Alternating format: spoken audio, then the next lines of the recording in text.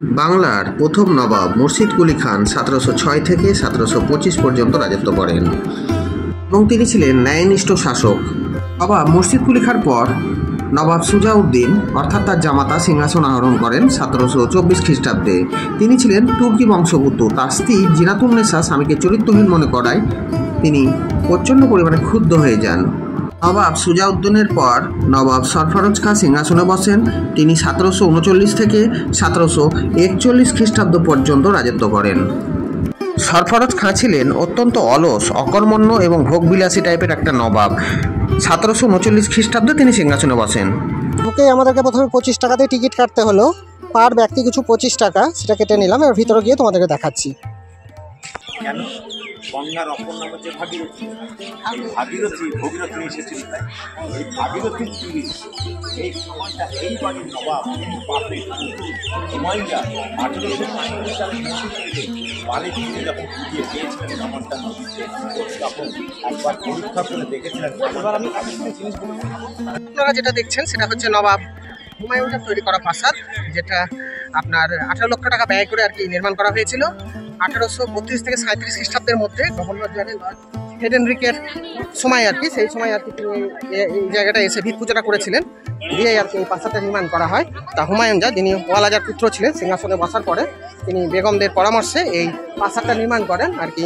যে প্রাসাদটা আপনাদেরকে দেখাচ্ছি, সেই প্রাসাদটা হুমায়ুন যা তৈরি করা সেই সময়কার। দেখো, এটা হচ্ছে নবাব হুমায়ুন যা তৈরি করা, প্রায় 18 লক্ষ টাকা ব্যয় করে এই প্রাসাদটাকে নির্মাণ করা হয়েছিল। নবাব সিরাজদৌল্লার মৃত্যুর 80 বছর পরে তৈরি করা একটি প্রাসাদ, নবাব হুমায়ুন যার দ্বারা নির্মিত।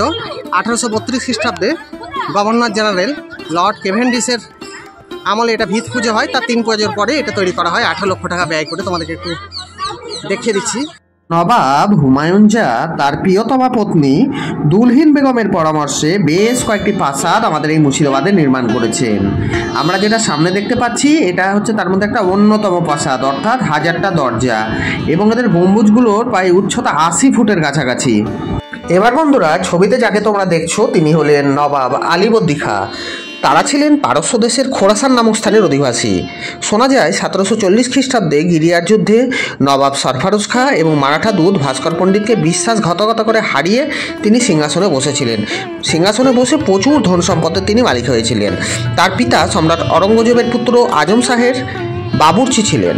বন্ধুরা, আর একটা নতুন ব্লগ নিয়ে আমি চ্যানেলে যথারীতি হাজির হয়ে গেছি। এখন আমি এসে চলে এসেছি আজকে মুসলিমদের 15তম রমজান, অর্থাৎ এই 15তম রমজানের দিনে ইমামবাড়ার সামনে এসে দাঁড়িয়ে আছে। ইমামবাড়াটি 1847 খ্রিস্টাব্দে ফেরাদুন যারা নির্মাণ করেন, যিনি ছিলেন হুমায়ুন যার পুত্র আর কি। 1846 খ্রিস্টাব্দে নবাব সিরাজদৌল্লাহ দ্বারা নির্মিত কাঠের যে ইমামবাড়াটা ছিল এটি ভেঙে যায়, তারপরে এই ইমামবাড়াটা নির্মাণ করা হয়।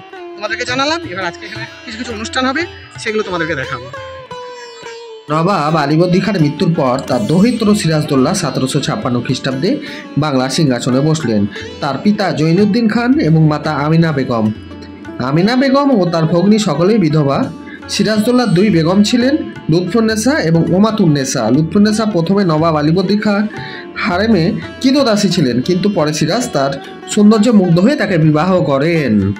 মদিনা মসজিদ ইমামবাড়ার ঠিক পাশে অবস্থিত, এটা আপনাদেরকে দেখিয়ে দিলাম। বাংলাদেশ, ভারত, পাকিস্তান, ইরান, ইরাক, আফগানিস্তান, বেলুচিস্তান বিভিন্ন জায়গাতে রমজান বা রমজান এই উৎসবটাকে পালন করা হয়ে থাকে। এই দিনে বিশেষ করে কোরআনটা নজির করা হয়েছিল, বা কোরআন শরীফ পাঠের মাধ্যমে এরা ঈশ্বরের কাছে বা আল্লাহর কাছে এরা প্রার্থনা করে যে তারা যেন সবসময় সুখে শান্তিতে সংসার করতে পারে এবং সুন্দর একটা পরিবেশ বা হেদায়েত দান করেন আল্লাহ আমাদের এই পৃথিবীটাকে সুন্দর শান্ত করে রাখেন, আমাদের সমস্ত কাজে সফলতা আসে। সেই উদ্দেশ্যে মুসলিম যে পঞ্জিকা, সেই পঞ্জিকা মতে নবমতম মাস ধরে আর কি রোজা পালন করা হয়ে থাকে। এবং এই দিনে 30 থেকে 31 দিনের মধ্যে চাঁদটি ওঠে, 29 কি 30 দিনে যতটা সেই দিনকে এরা চাঁদটা দেখে আর কি। এটাই আসল ব্যাপারটা। তা এখানে যে উৎসবটার কথা ছিল আজকে, এই ব্যাপারে একটু আপনাদেরকে বলি। তা রমজান মাসকে কেন্দ্র করে 15টা রমজানে আমাদের এই লালবাগে ইমামবাড়ায় একটা বিশেষ অনুষ্ঠান হয়, যেটা আমাকে বলেছিলেন আর কি এর আগে এখানকার ছোট নবাব। আপনাদেরকে তো ভিডিওতে দেখিয়েছিলাম বা দেখাইনি, যাই হোক আমি ক্লিপটা তুলে দেবো, আপনারা দেখিয়ে নিন। উনি বলেছিলেন যে আজকের দিনে ইমামবাড়ায় যারা শিয়ারা আছে আর কি, আমি এখানকার লোকেদের মুখে এসেও জিজ্ঞেস করলাম, তা শিয়াদের এখানে ইমামবাড়ার ভেতরে রান্না টান্না করে নিয়ে গিয়ে সেই রান্নাটাকে আর কি চাঁদনী চক মসজিদে বিকেল 5:30টার সময় আর কি ওখানে নিয়ে যাওয়া হয়, নিয়ে গিয়ে ছোটোখাটো অনুষ্ঠান করা হয় আর কি। তা আমাদের এই যে মুর্শিদাবাদ আর কি, মুর্শিদাবাদ যখন এখানে রাজধানীটা স্থানান্তরিত হয়ে এলো, তারপরে মুর্শিদাবাদের বর্তমান যে পরিস্থিতিটা কেমন কালক্রমে তো সবই আস্তে আস্তে ধ্বংসের দিকে চলে যাচ্ছে। তা এখনকার প্রজন্ম যথেষ্ট পরিমাণে চেষ্টা করছে যাতে এইগুলোকে আর কি স্থাপত্য শিল্প, মুর্শিদাবাদের যে সমস্ত ইতিহাস যা পরিকাঠামোগুলো আছে আমাদের, প্রচুর বিদেশ থেকে পর্যটকরা আসে সিজনে। তা আজকে যেহেতু রোজা মোজা চলছে বলে এত দর্শনার্থী নেই আর পর্যটকরা নেই, তাও বাইরে থেকে পাঞ্জাব থেকে অনেক লোক এসছে আমি দেখলাম। তা ওনারা ভিডিওতে আসতে চাইলেন না। তো যাই হোক, যেটা বলছিলাম, সেই কেন্দ্রটা করে সরকার থেকে এবং এখানকার পাবলিকের সহযোগিতায় এখানে রান্না টান্না করে গরিব দুঃখীদের মধ্যে বিতরণ করা হয়। রমজান মাসটা খুব পবিত্র মাস আর কি, এখানে আল্লাহকে আর কি স্মরণ করা হয়, কোরআন শরীফ পাঠ করা হয়। খুব সুন্দর একটা বিষয়ের মধ্যে দিয়ে চলে জিনিসগুলো। বন্ধুরা, তোমাদেরকে সেটা জানালাম। দেখছেন এটা হচ্ছে ঘড়িঘর। ঘড়িঘরের ঠিক সামনে এসে আমি দাঁড়িয়ে গেছি। দীর্ঘদিন ধরে বন্ধ অবস্থায় পড়ে আছে ঘড়িটা, রক্ষণাবেক্ষণ চলছে কিন্তু ঘড়িটা এখনও সারানো হয়নি। তো আপনাদেরকে সেটা একবার দেখিয়ে দিলাম। আমি এখন নবাব ফেরদুঞ্জার ঠিক ইমামবাড়ার পাশে যে ঘড়িঘরটা আছে, অর্থাৎ হুমায়ুনজার যে মূল প্রাসাদটা ওর ঠিক মিডিল বরাবর, সেইখানে এসে দাঁড়িয়ে গিয়েছি। আজকে যেহেতু রমজান মাসের 15টা রমজান হলো আর কি, আজকের দিনে এখানে একটা বিশেষ অনুষ্ঠান হওয়ার কথা ছিল, কিন্তু অনুষ্ঠানটা হবে বিকেলবেলায় আর এখন বাজছে 1:30। তা আমি কী করব, তার জন্য এইগুলো আপনাদের আশেপাশে একটু দেখিয়ে দিচ্ছি। আর যদি পারি, সম্ভব হয়, অতক্ষণ আমি যদি থাকতে পারি, আমার একটা কাজের কথা আছে, ওটা যদি ফোন করে আমাকে ডাকে তাহলে চলে যেতে হবে, নাহলে আপনাদেরকে ওটা দেখিয়েই যাব। আর নাহলে যেগুলো আশেপাশে সেগুলো আপনাদেরকে দেখাচ্ছি, দেখুন খুবই ভালো লাগবে। হাজারদুয়ারি এবং ইমামবাড়ার ঠিক মাঝখানে এই 40 ফুট উচ্চতা বিশিষ্ট স্তম্ভটি আপনারা দেখছেন। কেল্লা নিজামত, ইমামবাড়া এবং হাজারদুয়ারি প্রাসাদের মাঝখানের পূর্ব দিকে একটা ঘড়ি মিনার আমরা এখন দেখছি, যার উচ্চতা 40 ফুট। বহু দূর থেকে শোনা যেত এই ঘড়ির ঘণ্টার আওয়াজ। পলাশির যুদ্ধে বাংলার নবাব সিরাজউদ্দৌলা হেরে গেলেন এবং সিংহাসনে বসলেন মীর জাফর। তার পুরো নাম ছিল মিজোরাম মোহাম্মদ জাফর আলী খান এবং তিনি ছিলেন অত্যন্ত ভোগবিলাসী এবং আড়ম্বরপূর্ণ একজন ব্যক্তি। জন্ম অতীতে হলেও আমাদের ভবিষ্যৎটা কিন্তু তার উপরেই দাঁড়িয়ে আছে। আমরা যেখানেই যাব আমাদের সঙ্গে সঙ্গে কিন্তু ইতিহাসটা যাবে। মানে আমরা যেখানেই যাব, সে অলিতে গলিতে রাস্তাঘাটে যেখানেই যাই, সেই রকমই একটা সুন্দর শহর আমাদের এই মুর্শিদাবাদ। মুর্শিদাবাদকে কেন্দ্র করে কত কিছুই না হয়ে গিয়েছে। মুর্শিদাবাদের রাজধানী স্থানান্তরিত আগে ছিল ঢাকাতে, তখন ঢাকার নাম ছিল জাহাঙ্গীরনগর। অরঙ্গজেবের ছেলে ওখানকার সুবেদার ছিল আজমুল খান। এবার আজমুল খান প্রচণ্ড পরিমাণে অত্যাচার আরম্ভ করেছিল সেই সময় ঢাকাতে, অর্থাৎ জাহাঙ্গীরনগরে। মুর্শিদকুলি খান সম্রাটের আদেশে, দিল্লির বাদশার আদেশে যখন দেয়ান হিসাবে নিযুক্ত হলেন ঢাকার, সেই অত্যাচারটা তিনি সহ্য করতে পারছিলেন না। অসংখ্য গরিব দুঃখী মানুষের ওপরে এই অরঙ্গজেবের ছেলে লুটপাট করতো, অত্যাচার করতো। তখন তিনি কী করলেন, এগুলো না দেখতে পেরে সম্রাটকে গিয়ে বললেন, দিল্লির সম্রাটকে গিয়ে, এবং তার আদেশে সেই ঢাকা থেকে রাজধানীটা মুর্শিদাবাদ অর্থাৎ মুর্শিদাবাদে নিয়ে এলেন। এখন আমি সেইখানেই দাঁড়িয়ে আছি। আমি এসেছিলাম এখানে একটা সুন্দর ভিডিও করে তোমাকে দেখাবো, কিন্তু যেহেতু আমি এখানে এসে জানতে পারলাম যে অনুষ্ঠানগুলি সন্ধ্যের দিকে, এখন বাজছে প্রায় 1:15 বাজেনি, 1:35 মতো হবে। এবার মীর জাফর সম্পর্কে দু একটা কথা তোমাদেরকে আরও জানিয়ে রাখি। মীর জাফর ছিলেন আলীবর্দী খাঁর ভগ্নিপতি। তার পিতার নাম আহমেদ নাজফি। পিতামহ হোসেন নাজফি আরব দেশের অধিবাসী ছিলেন। হোসেন নাজফি ইব্রাহিম তাবিতাবাইয়ের 22তম বংশধর। মীর জাফর আহমেদ নাজফির দ্বিতীয় পুত্র। মীর জাফরের কৌশলে সম্রাট অরঙ্গজেবের সম্মুখে খেলায় বিশেষ পারদর্শিতা প্রদর্শন করলে দিল্লি হইতে মুর্শিদাবাদ পর্যন্ত আসার হুকুমনামা পেলেন। ফেরালুঞ্জার মৃত্যুর পরে তার পুত্র ফেরালুঞ্জা সিংহাসনে বসেন। তিনি ছিলেন অত্যন্ত অলস প্রকৃতির একটি নবাব। তার আমলে নবাবদের পরিস্থিতি প্রচণ্ড পরিমাণে মুর্শিদাবাদে খারাপ হতে থাকে এবং ইংরেজরা সেই সুযোগকে কাজে লাগিয়ে তারা যে বৃত্তিগুলো দিত, অর্থাৎ বাংলার নবাবরা যে বৃত্তিগুলো পেত, সেই টাকার অঙ্কটাকে আস্তে আস্তে কমাতে থাকেন। ফেরালুঞ্জার আমলে টাকার অঙ্কের পরিমাণটা এতটাই কমে গিয়েছিল যে তিনি রাগের জ্বালায় এর একটা প্রতিবাদের স্বরূপ ইংল্যান্ডে গিয়ে উপস্থিত হন। কিন্তু ইংল্যান্ডে গিয়ে তার কোনো ফল হয় না। তিনি যথারীতি আবার ভারতে ফিরে আসেন। 1882 খ্রিস্টাব্দে গভর্নর জেনারেল লর্ড ডালহৌসির কাছে তিনি তার এই যে বৃত্তিটাকে বাড়াবার জন্য যখন প্রস্তাবটা দিলেন, তখন কিন্তু সেই প্রস্তাবটা তিনি সম্পূর্ণরূপে প্রত্যাখ্যান করলেন এবং প্রত্যাখ্যানের সাথে সাথে নবাবের ভিতরে একটা গভীর রাগ সৃষ্টি হলো এবং সেই রাগের বশবর্তী হয়ে তিনি নবাব নাজিম উপাধিটা ত্যাগ করলেন। তাহলে আপনাদেরকে দেখালাম যে ইমামবাড়াটা কে তৈরি করেছিল এবং কার আমলে তৈরি হয়েছে। এবং আগে এটা ছিল কাঠের, তারপরে এটাকে পুনরায় 1847 খ্রিস্টাব্দে নবাব ফেরালুঞ্জা আর কি নবাব হুমায়ুনজার পুত্র এটাকে নির্মাণ করেন। বন্ধুরা, এবার আমি আসি মীর জাফরের পরবর্তী নবাবকে নিয়ে। কিন্তু তার আগে আপনাদেরকে একটু জানিয়ে রাখি, মীর জাফরের একটি পুত্র ছিল, সে ছিল বীর যোদ্ধা। অনেকেই তাকে মিরন বলে জানে। বিহারের আরা জেলার বক্সারের যুদ্ধে ইংরেজদের হাতে ভীষণভাবে পরাজিত এবং নিহত হওয়ার পরে রাজমহলে সৈনিক শিবিরে যখন তার মৃত্যু হলো, সেই কথাটা মির্জাফরের কানে আসতে তিনি অত্যন্ত শোকার্ত হয়ে পড়লেন।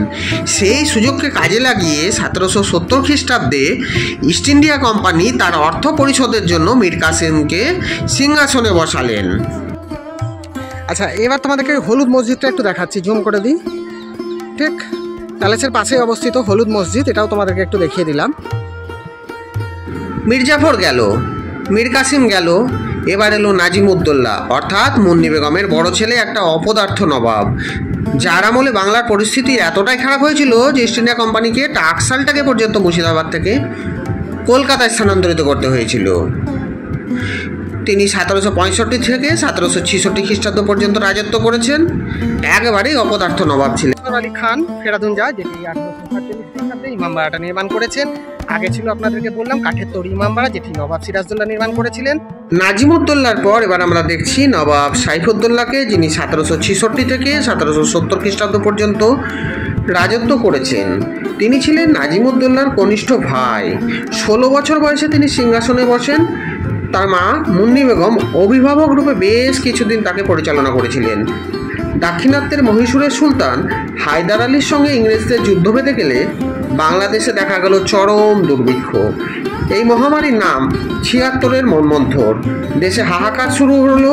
কৃষকগণ অনাহারে, অর্ধাহারে গরু, বাছুর, স্ত্রী, পুত্র সবই বিক্রয় করে ফেলল। শোনা যায় সেই বছর একমাত্র রাজধানী মুর্শিদাবাদে বসন্ত রোগ বিশাল আকার ধারণ করে। রমজান মাস চলছে, হ্যাঁ, খুবই পবিত্র মাস চলছে। হ্যাঁ, আপনি এই মাসে 15 রমজানে আপনি আসেন। 15 রমজান? হ্যাঁ, আচ্ছা, ওটা আমার সঙ্গে দেখা করেন। আচ্ছা, হ্যাঁ। কত তারিখ হবে ওটা কিন্তু বলতে আপনি পারবেন? 1টার সময় আসবেন। দুপুর 1টা? হ্যাঁ, আচ্ছা, ওখানে রান্না বান্না হয় আমার বাড়িতে। আচ্ছা, হ্যাঁ, সব ইভেন্ট হ্যাঁ। ওখান থেকে রান্না হয়ে মসজিদে যায়। ও। গভর্নমেন্ট হেল্প করে, ও আচ্ছা। গভর্নমেন্ট করে 1 মাস পুরো গভর্নমেন্ট খরচ। সাইফুদ্দৌলার পর বাবু বেগমের পুত্র 1770 থেকে 1793 অর্থাৎ মোবারকদৌল্লা সিংহাসনে বসেন। 23 বছর রাজত্বকালে তিনি এতটাই অকর্মণ্য ছিলেন যে এই সময় রাজধানীটা মুর্শিদাবাদ থেকে কলকাতায় চলে যায়। তার পুরো নাম মোতানাম উল মুলুক মোবারকদৌল্লা। নবাব সৈয়দ মোবারক আলী খান বাহাদুর ফিরোজ জং বাংলার সিংহাসনে অধিষ্ঠিত হলেন নবাব সাইফুদ্দৌলার মৃত্যুর পর। তিনি ছিলেন, আবার বলছি, বাবু বেগমের পুত্র এবং প্রচণ্ড অকর্মণ্য একটা নবাব। তার একটা পুত্র এবং একটি কন্যা। পুত্রের নাম মীর মেহেদি এবং কন্যার নাম মতি বেগম। মীর মেহেদি 1827 খ্রিস্টাব্দে পরলোক গমন করেন।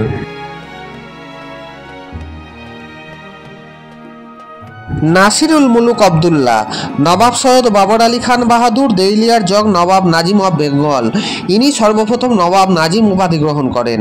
তার সময় বাংলার governor general Lord Wellesley governor জেনারেলের পক্ষ থেকে স্যার জন হ্যারিসন নবাবকে বাংলা, বিহার এবং উড়িষ্যার জন্য 16 লক্ষ টাকা বৃত্তিস্বরূপ নজরানা দিতেন। শোনা যায় তিনি যখন হাঁটির পেথে চড়ে রাস্তায় বেরোতেন, আমিনেরা নাকি ফিতে ধরে আগে আগে চলতেন যে নবাব কতখানি পথ অতিক্রম করলেন সেটা দেখার জন্য। তাহলে আপনাদেরকে বললাম যে সর্বপ্রথম যিনি নবাব নাজিম ছিলেন অর্থাৎ মোবারকদৌল্লার মৃত্যুর পর সেই নবাব বাবর আলী খাঁ সম্পর্কে কয়েকটা কথা। বন্ধুরা, যদি আমার ভিডিওটা দেখে আপনাদের সামান্য কিছু উপকারে আসে, যদি ভালো লাগে তাহলে আমার চ্যানেলটাকে একটু লাইক, শেয়ার, সাবস্ক্রাইব করে এগিয়ে দিবেন। আমরা তাহলে নতুন নতুন ভিডিওগুলো নিয়ে আসার আরও উৎসাহ পাবো। বাবর আলীর মৃত্যুর পর তার জ্যেষ্ঠ পুত্র নবাব আলীজা সিংহাসনে বসলেন। তার পুরো নাম নবাব সুজাউল মুলুক মোবারকদৌল্লা আলীজাহ নবাব সৈয়দ জৈনুদ্দিন আলী খান বাহাদুর ফেরাদুনজা। ইনি হলেন ষষ্ঠ নবাব নাজিম। তার একটা বেগম আমিরুন্নেসা 1858 খ্রিস্টাব্দে 21শে জানুয়ারি পরলোক গমন করেন। তারপর তার অন্য বেগম অর্থাৎ বেহু বেগম সাহেবা 1810 খ্রিস্টাব্দে 5ই জুন মৃত্যুমুখে পতিত হন। নবাব আলীজা পিতার মতো 16 লক্ষ টাকা বৃত্তি পেতেন। তার সময় মণি বেগম জীবিত ছিলেন। মণি বেগম নবাব আলীজার অবর্তমানে তার কনিষ্ঠ পুত্র আবুল কাসেমকে নবাব করার জন্য ইস্ট ইন্ডিয়া কোম্পানির সঙ্গে যোগাযোগ করেন। সেই সময় বন্ধুরা বাংলার গভর্নর জেনারেল লর্ড মিন্টো তা প্রত্যাখ্যান করেন। নবাব আলীজা ছিলেন গানের পৃষ্ঠপোষক। তিনি বন্দুক নিয়ে শিকারে যেতেন এবং খুব শৌখিন নবাব ছিলেন। 1821 সালের 6ই আগস্ট তিনি পরলোক গমন করেন। শোনা যায় তিনি মৃত্যুর আগের দিন এক ব্রাহ্মণকে একটি হাতি দান করেছিলেন। নবাব আলীজার মৃত্যুর পর তার ভাতা ওয়ালাজা নবাব হলেন। ওয়ালাজা একটা উপাধি। তার পুরো নাম হচ্ছে বুহুরান উল মুলুক ইহাতিসাম উদ্দৌলা। ওয়ালাজা নবাব সৈয়দ আহমদ খান বাহাদুর মোহাম্মদ জং। ইনি মাত্র 3 বছরের রাজত্বকালে যে সমস্ত নিয়মকানুনগুলো চালু করেছিলেন তাতে অনেকেই অসন্তুষ্ট ছিল নবাবের ওপরে। তিনি বলেছিলেন যে তার নির্দেশনামায় রক্ত সম্পর্ক ছাড়া কেউ নিজামত দেউড়িতে গাড়ি ঘোড়া নিয়ে যাতায়াত করতে পারবেন না। এটা কোনো কথা হলো? তার রাজত্বকালে প্রতিদিন কেল্লা নিজামতের শোভাযাত্রা বার করা হতো। তিনি পিতার ন্যায় 16 লক্ষ টাকা বৃত্তি পেতেন। তাহলে একটা কথা না বললেই নয়, তাদের নিয়মকানুনে সকলে কিন্তু সন্তুষ্ট ছিল না। তার জন্য অনেকে এই সমস্ত নিয়ম না বিরোধিতা করেছিল সেই সময়তে। এবার মূল কথায় আসি। 1824 খ্রিস্টাব্দে 30 অক্টোবর ওয়ালাজার মৃত্যু হলো। জাফরাগঞ্জে তাকে সমাধিস্থ করা হলো। এবার পরবর্তী নবাবদের সম্পর্কে বলি। 1824 খ্রিস্টাব্দে নবাব ওয়ালাজার পুত্র নবাব হুমায়ুন জাহ নবাব হলেন। তার প্রিয়তমা পত্নী দুলিন বেগমের পরামর্শে নবাব হুমায়ুন জাহ মুর্শিদাবাদে অনেক প্রাসাদ এবং অনেক সৌধ নির্মাণ করে গিয়েছেন। নবাব হুমায়ুন জাহর মৃত্যুর পর তার পুত্র ফেরাদুন জাহ নবাব উপাধি লাভ করেন। তার প্রকৃত নাম ছিল সৈয়দ আলী খান। শোনা যায় তার নাকি 20টি বেগম ছিল এবং সর্বমোট 101টি সন্তান ছিল। নবাব ফেরাদুন জাহর মৃত্যুর পর তার পুত্র হিজ হাইনেস ওয়াসিফ কদর সৈয়দ আসিফ আলী মির্জা অর্থাৎ হাসান আলী মুর্শিদাবাদের নবাব হলেন। নবাব হাসান আলী ছিল একটা বদমেজাজি টাইপের লোক এবং তিনি ছিলেন এক পায়ে খোঁড়া। তার জন্য তোকে সব সময় ঘোড়ার পিঠে চড়ে অথবা পালকিতে করে দরবারে যেতে হতো।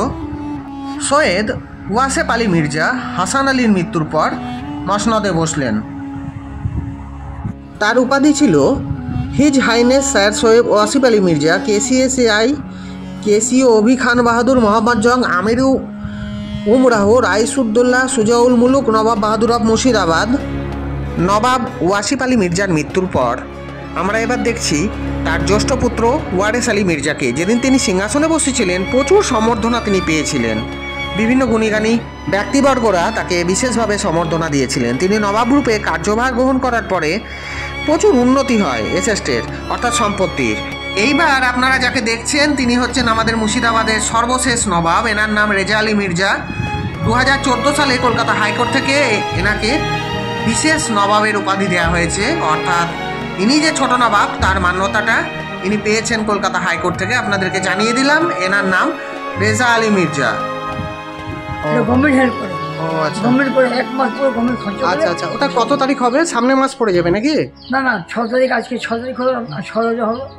ফোন করে নেন। আমরা জানতাম যে এই প্যালেসটা নির্মাণ করেছে হাজারদুয়ারিটা নবাব সিরাজদৌল্লা, কিন্তু না, এটা নির্মাণ করেছে হুমায়ুন জাহ। নবাব সিরাজের যে প্রাসাদটা অ্যাকচুয়ালি সেটা আছে ভাগীরথী নদীর পশ্চিম পারে হিরাজিল প্রাসাদ। সেটা তোমাদেরকে নিয়ে একদিন আমি দেখাবো।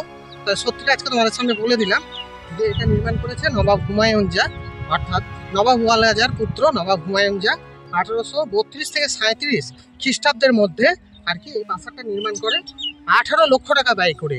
এবং এখানে অনেকগুলো সুন্দর সুন্দর জিনিস আছে দেখা। তো তোমাদেরকে ইমামবাড়া, তারপরে এই প্যালেসটা, তারপরে সামনে যে দুটো মসজিদ আছে সেই মসজিদটা, এগুলো আমি আজকে দেখালাম, সেটা তোমাদেরকে দেখিয়ে দিলাম। চলো।